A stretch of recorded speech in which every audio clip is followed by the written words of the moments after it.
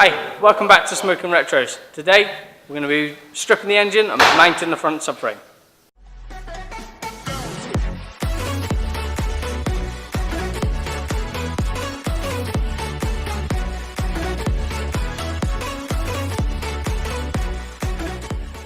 Welcome back. So today the plan is we're going to mount the front subframe. It is off an MGF, so it should just bolt straight in. I just want to get it in, get the brake calipers on and get the hubs on because I'm still trying to figure out suspension because it's either going to go coilovers or it's going to go hydroelastic replacement units. I'm not sure yet, it just depends. And we're also going to be putting the Alfa Romeo engine onto a stand, pulling the bottom end off to see what damage is actually done to it. We think it's just a shell that's come out and it's just moving a little bit. So we'll come back to you once we've got it on the stand and we'll get going from there.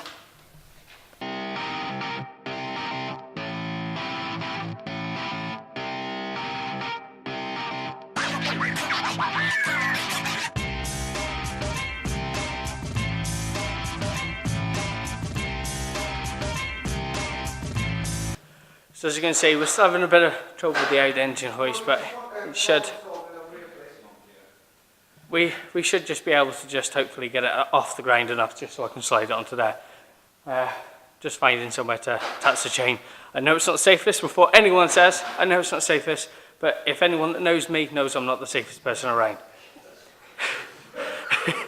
So I'm just gonna lift her up, slide her onto the engine hoist, then we're going to drop the oil so I can see if there's anything in the oil. I'm hoping I see a few metal filings, I'm hoping. I know as mad as it sounds. But then I'll know that it's actually damage I can possibly repair, I'm hoping. But from what I gathered from the gentleman I bought it from, it's a bottom end shell or something bottom end. It's all nice and easy to fix. So, but it's completely been stripped. They'll have new piston rings and everything like that. So once we get it off, we can get them parts ordered because we don't know what it is yet.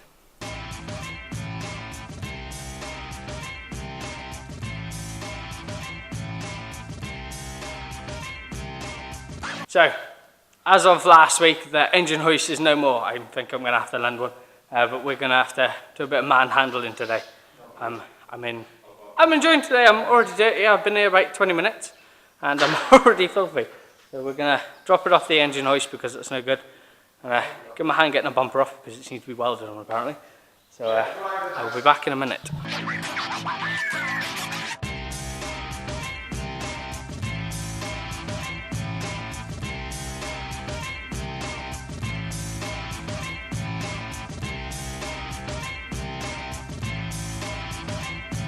So after fighting with it for a bit and messing up how we'll put it on, I am going to leave that one in because it's just an epic fail. That's it. That's all it is. We finally got it on the stand.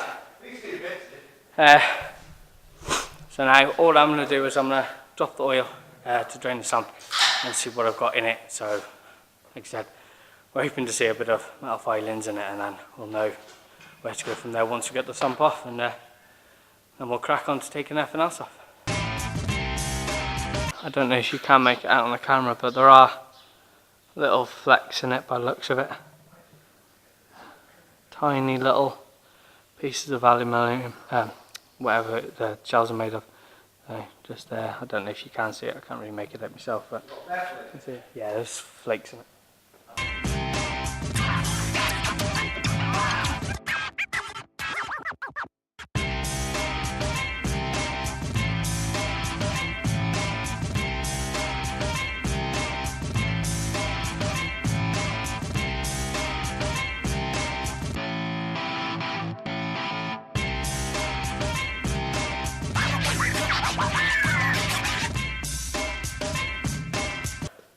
I don't know if it'll pick it up on camera.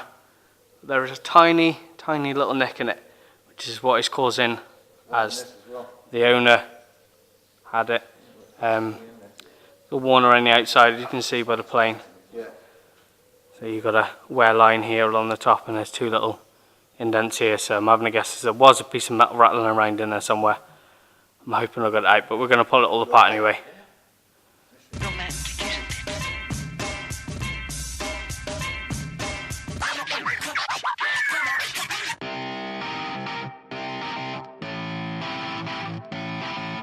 Right, so as you can see, I think it was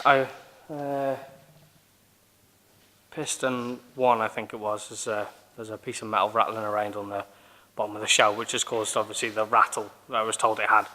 We'll take the big end bearings out when we get them. I'll order new shells and probably housings as well, pistons, and that'll come out.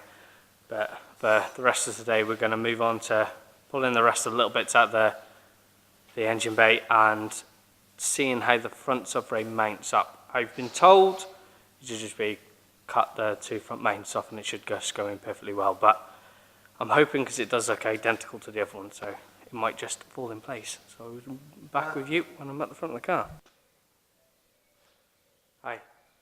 Before we get started today, before you see the video, I will say it was a little bit unsafe. I did do some grinding without some goggles. I'm paying for it the next day, so before anyone says, we told you so, or you should be wearing safety goggles. I know, I'm paying for it today. I've got something in my eye and it's really irritating me, so I'm paying for it today. This is our replacement subframe.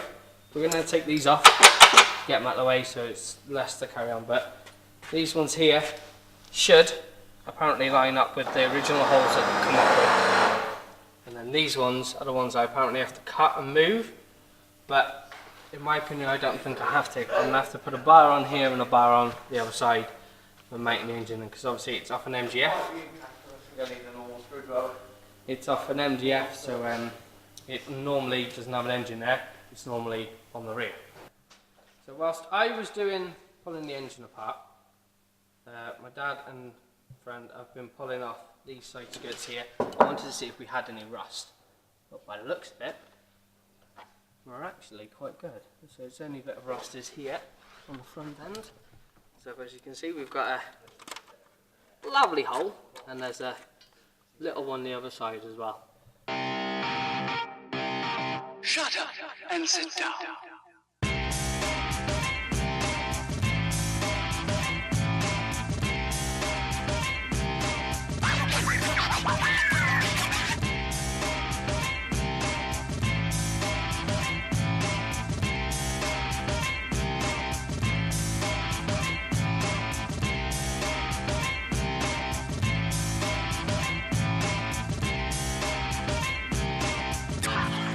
So as you can see, I've brought some frames in. The problem is somewhere you can see them, the rear ones are sitting on a odd angle now. I'm not too sure if that's the way the base sat in or what, but according to all the mechanics. Shut up! Oh, sorry. As I've been told on the internet, it's over these pins here, all them pins there on the front, these ones need to come off. So I'm going to have to do a bit more research, but I'm quite happy that fits actually. Plenty of room here to put coilovers when we decide what we're doing. It's just these bolts obviously in here and in here, because I'm pretty sure that bolt actually comes from that side in. So I'll give it a bit more jiggle in and see what we can do.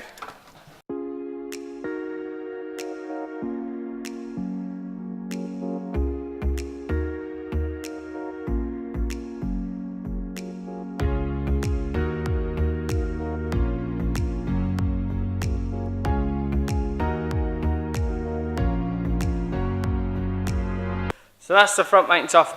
Before anyone says, like I said, I'm not the safest person. People will know that once you get to know me a bit more. So the front ones are off now, so I'm going to lift it up, get the back ones in, and then we'll re-tack them back on. We'll clean them up and re-tack them back on to where they're sitting comfortably. They will be welded solid, they'll just be tacked in for now. I just want to see how it fits, and if it fits okay. I know I had to cut them off, I just wasn't sure, so I've just cut them off straight at the bulkhead or the end of the subframe, so now they should go in quite well.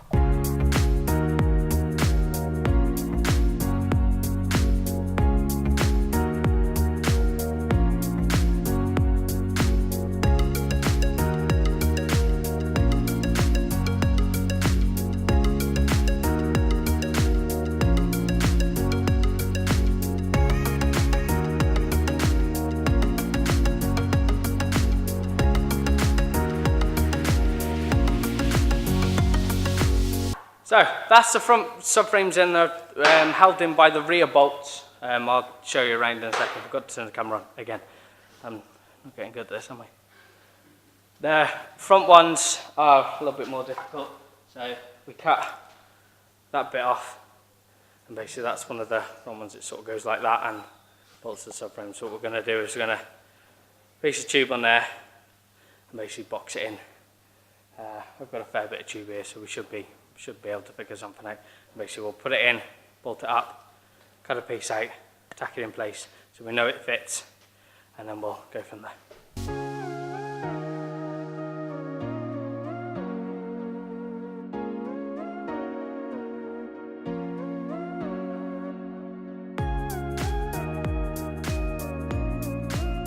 What we're looking at underneath, so this is the subframe mounting point for the front, and then it's way up there. It's actually 100mm from the bottom of there to this point up here. So we're going to make a cut piece of box, goes from there up to there. Like I said, we tacked on because I'll have to get rid of all this bracketry up here and all this before we tack it on. So I'll tack it onto there for now. So I know it's 100, so I'll take these back off again. And we'll cut the plates and put them on there, and then once we drop this back off, we've got to get rid of all these plates here. So we'll crack on with that.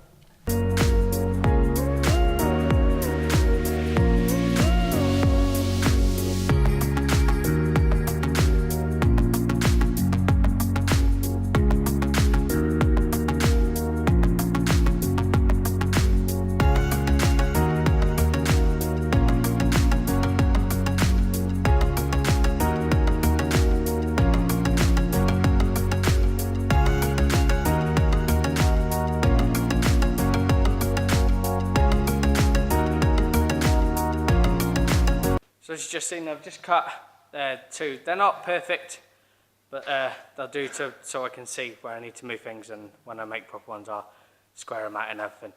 They're just being tacked on for now, just so I can see that's where they go, and I've not got to rethink the entire front end.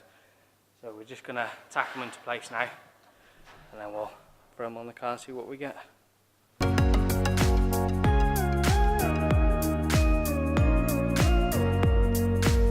So there you go. So we've just tacked it into place. Like I said, they're not the prettiest at the minute, but if these are all right, I've just got to cut grooves in it for the bits that are on top of the subframes there, or just take that bit off. I'm not sure yet. So we're just going to throw them on now, make sure they fit. We won't tack these to the subframe yet. We'll probably drop the subframe out and then tack them back in. We'll mark them, or we might tack them in. I don't know yet. Let's find out. So they fit quite nicely actually. Like I said, once we get rid of that flange I pointed out, they'll set up there quite well. I probably will. I'll get a square and we'll linish them down and get them straight. But apart from that, they actually fit quite well. That's the front subframe. Once they're on, it's actually in. We're going to have to cut bits off the car, like out of the actual engine bay itself. There's some flanges that'll need removing and reshaping and that, but we've got to still take effort out of here and strengthen it up, because you put 270 brake through something that small and that flimsy, it's just going to bend itself in half, which I prefer not to do. So I'm back the next morning and we're going to carry on pulling the engine apart, because I was a bit worried last night. I was thinking I need to know definitely what's going in it if there's another piece of metal rattling around. So we're going to crack on pulling the engine apart, and we're going to possibly throw one of the sides of the hubs on for the front subframe, like I said I was going to do, because I was a little bit worried that it might be too far back, so the wheels might sit off canter. So we'll crack on with that once we've stripped this engine down.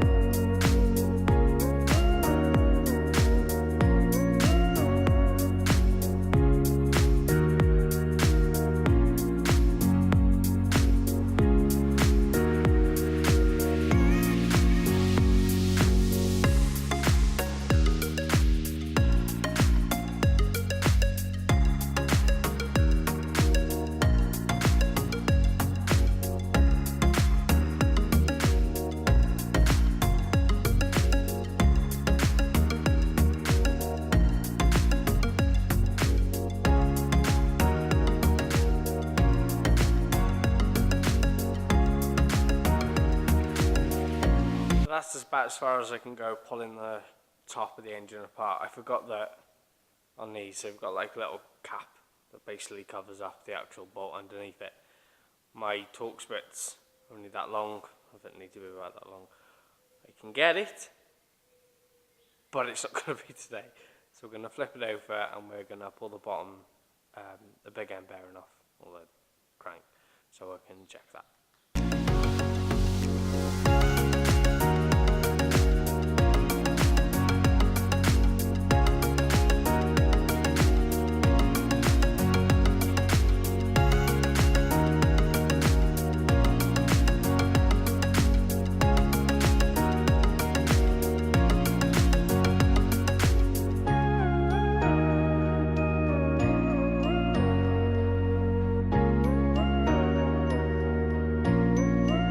So, I think I find the problem with the mystical rattle it had when I bought the engine.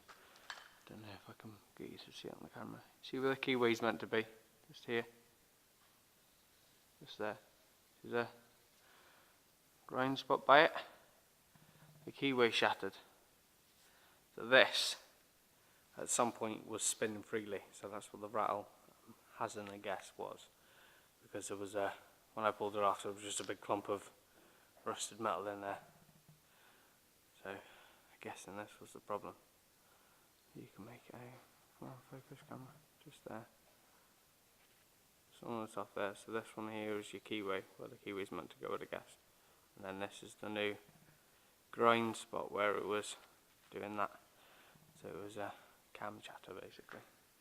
But we'll continue pulling it apart. Almost got the big end bearings off now. So we'll get them off and we'll just double check that there is nothing else going around. We'll get the pistons out as well. And then we'll have a look at that front subframe.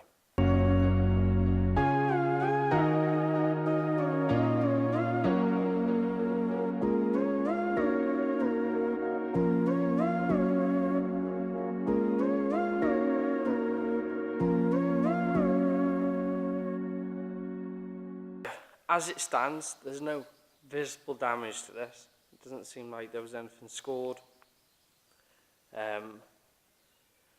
Nothing seems to have like cracked off and sent a piece of metal flying in there. So I'm thinking that the knock-in was the bottom pulley. Remember the little bit of damage we found yesterday on the shells was causing it as well.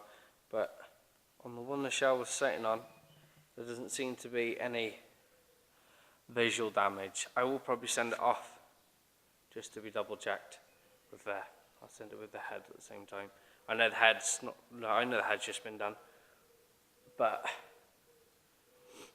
I just want to be doubly sure. I don't want to be putting this engine in there and then it fail. So it's all nice and clean.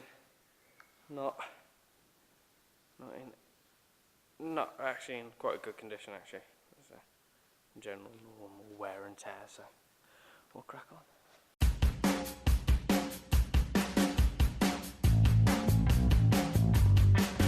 As far as the engine goes and pulling the rest apart, like I said, I can't actually do any more until I get the long Torx bits to pull the top. The pistons don't come through the bottom, they come out the top, so can't really do much more with that. So we're going to focus our attention on that front subframe.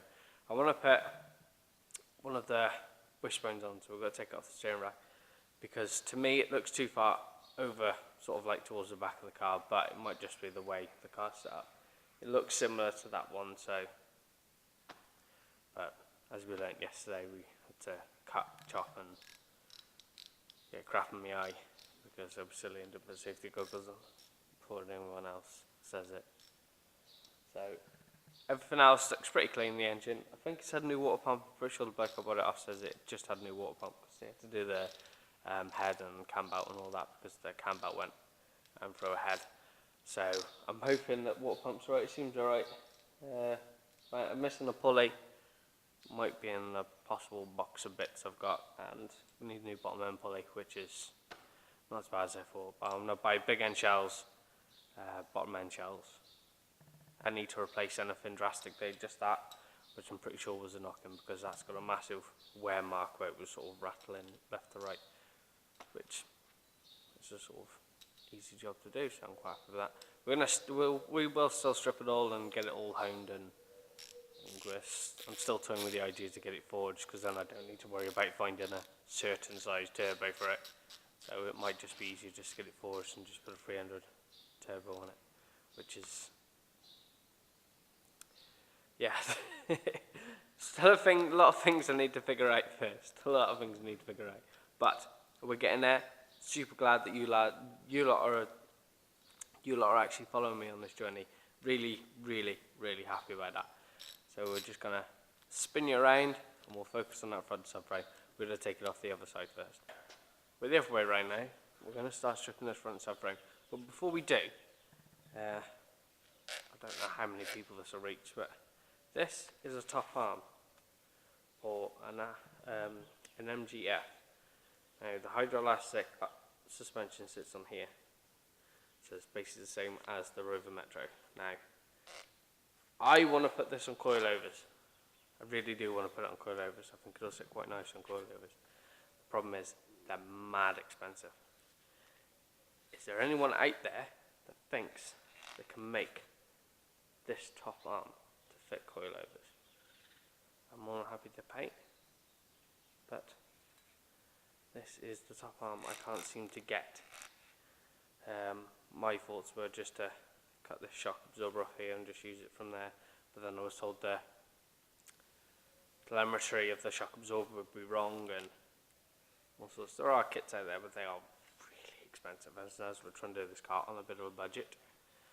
If anyone can help, drop me a comment and I'll get back to you if anyone can help. But as to my knowledge, there's only really one kit out there, and it's expensive.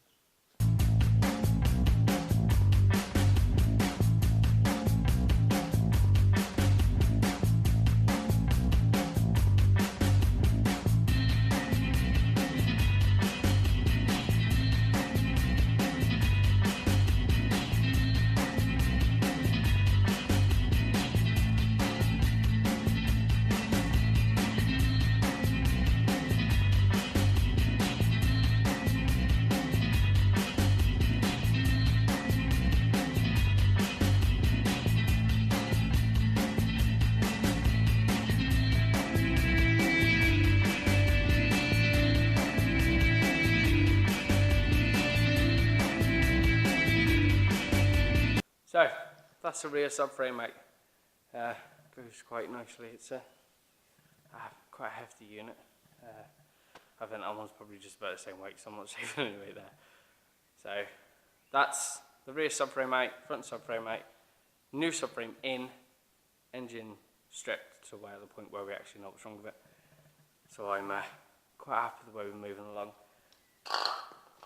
So, if you've enjoyed the videos, hit that subscribe button, throw a like down, turn the notifications on so you'll know when the next video is out. They're normally every week. So thank you very much, and we'll see you next time.